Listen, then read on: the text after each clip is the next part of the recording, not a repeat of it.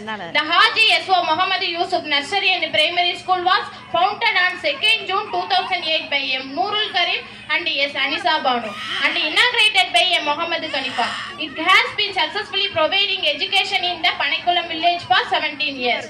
The school strongly believes in providing equal opportunity to all students and encourages each child to come to school with a positive attitude.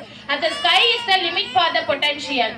The school celebrates various functions to develop the multifaceted skills of its students, with the anniversary being the most important. The extra activities done by the students is an academic year or also on the stage as achievement. Thus, there is no doubt that it helps to develop self-confidence of students at a young age. Morning prayer. A is the first of the alphabet. God is the primary force of the world. It is truly heartening to witness the enthusiastic participation of students in the daily morning worship meeting, where they begin their day by invoking the blessing